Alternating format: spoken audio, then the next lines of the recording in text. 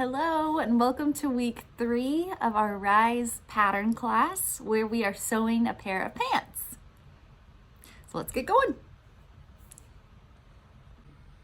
Okay, so sorry my paper is a little crumpled. I'd blame it on my toddler, but I think it was me.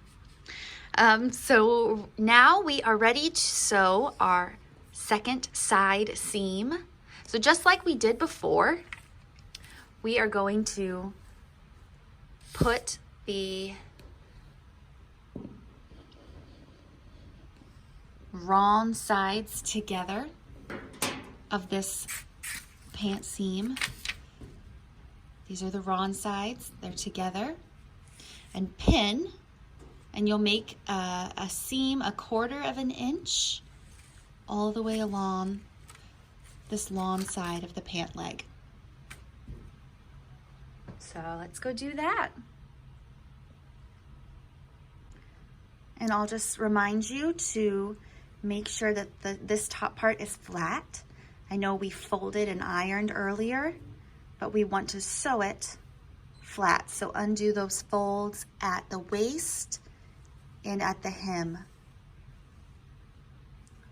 I want to make sure that those are flat when I sew that 1/4 inch seam. So I've sewn my 1/4 inch seam along the side of the pant leg. And now I'm going to take my snips or my scissors, and I found it was easier doing the last leg if I trimmed some of the seam allowance away before I turn it inside out and sew again. So I'm just going to trim the seam allowance just a little bit closer. Not going too close, but cutting away some of this extra bulk will be helpful. Now, we'll turn it inside out and sew our another 1/4 inch seam, encasing that seam allowance that we just trimmed. And it might help to go over this with your iron, just kind of encouraging the seam to pop out a little bit more. So let's iron this and then sew that 1/4 inch seam with the right sides together. They're starting to look like pants. I'm getting excited. We're almost done. Now we're going to work on the waistband and then the hem, and we'll be all done. So, as it says in our pattern, we're going to fold over the top hem twice using those memory creases created at the beginning, and stitch close to the bottom edge, leaving a 1 inch opening to feed the elastic through, back stitching at the beginning and the end. So we're going to fold this over using those creases that we made. My timer's going off. And then fold over again using those creases. And if you have to kind of go over again with your iron just to remind the fabric what you trained it to do earlier, that's totally okay. I might have to do that myself, especially here on the edge.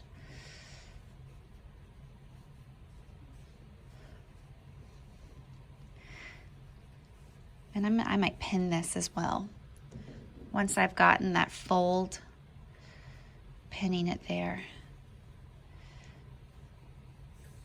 I'm going to do that all the way around. I'm also going to turn it inside out. That way I can see the band when I'm sewing it. Just to give you another view, I've got the waistband here. I folded it over once, and now I'm going to fold it over a second time, where we did all those creases before. And now you can pin it.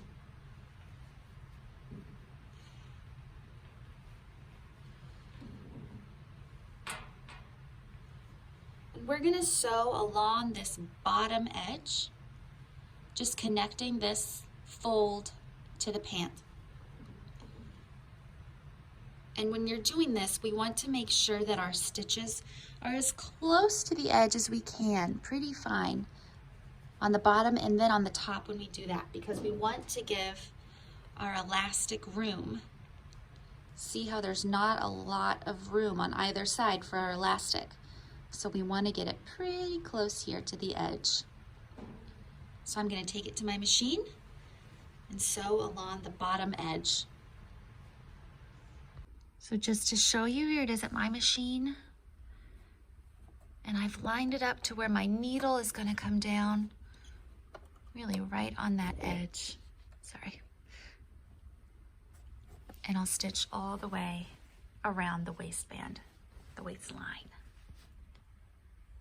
And this is important. I almost forgot. We need to leave that 1 inch opening in our stitching on this bottom side of the waistband. That way we can fit the elastic. So I'm going to put a pin to mark where I need to stop, because we want to leave 1 inch.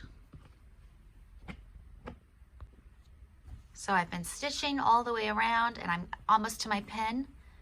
I'm almost to this part where I started. So I'm going to be sure to stop and back stitch when I get to that pin.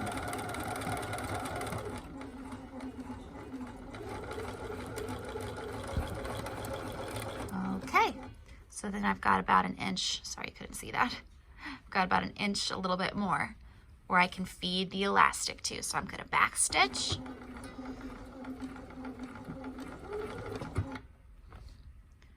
And now we're going to sew. We're going to do the same thing up at the top.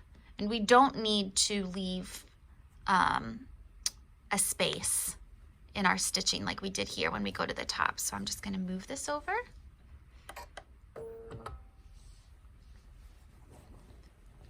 Sorry, trying to do it one-handed. Gonna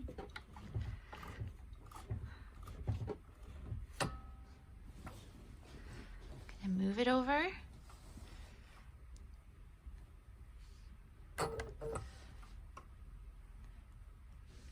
And just like we did before, I'm going to stitch as close to the edge as I can. See how close that is here? I'm going to do the same thing on that edge.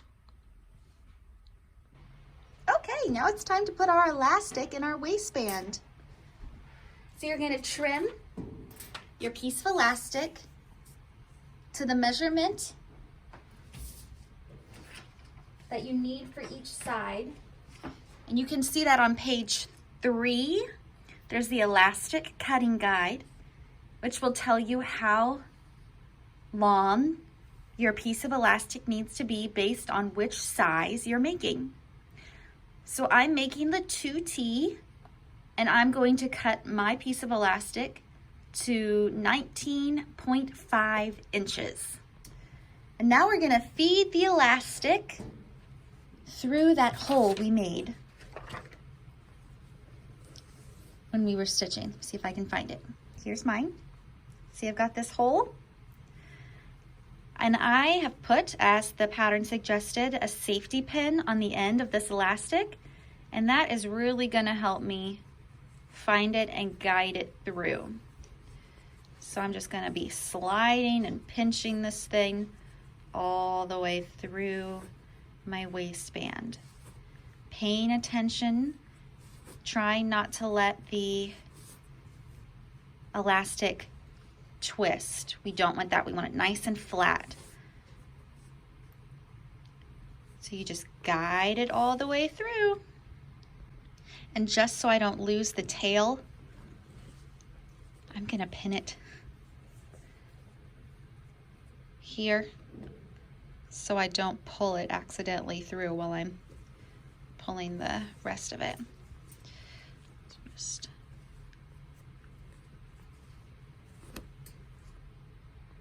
all right, my safety pin has completed its journey all around the waist of these pants. So I'm just gonna kind of move it over to where I have more of this tail in.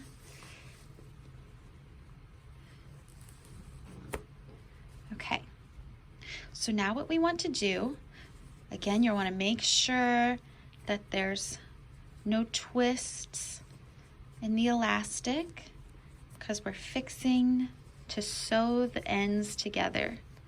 So we don't want to sew them in twisted. But I think that's good. I'm not feeling any twists. So now I'm going to take this pin out, the safety pin. Oopsie.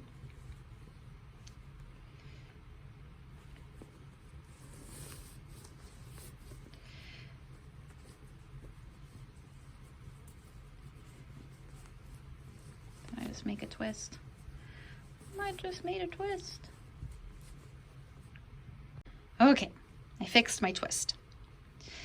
Now, I'm going to overlap the two ends of the elastic 1/2 inch and zigzag stitch along the end. And we're doing that because zigzags allow for stretch to occur. So we don't want to do a straight stitch because then when there's a pull in the elastic, when it stretches, those stitches might pop out. We don't want that. So I'm going to zigzag stitch along this overlap. And I really want this to be strong, so I'm going to back stitch and go over it a couple times. And you see how I've pulled it up a lot. I've pulled this, I've pulled a lot of the elastic out just to make it easier on me to feed it into my machine. So it's zigzagging, zigzagging. And I'm going to back stitch just to really make sure that it's nice and secure. And now I can move this elastic back into the fabric itself. Just kind of going like this, trying to encourage it to go in. Great. And now I'm going to finish closing, just close up that little opening I made. So just stitch from here to here. And this is what it'll look like. Yay! We're so close. Now we're just gonna hem. And so we'll just fold it using those memory creases and then fold it again and do a stitch all along that bottom edge. And you will have to kind of like move the fabric over while you're stitching. That way you don't accidentally catch this fabric while you're working on stitching this part. So you'll just do that for both of the hems.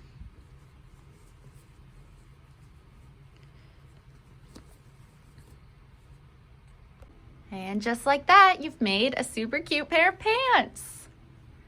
And if when you try them on your kid, if they're still a little too long, I'll often just cuff them on my little one.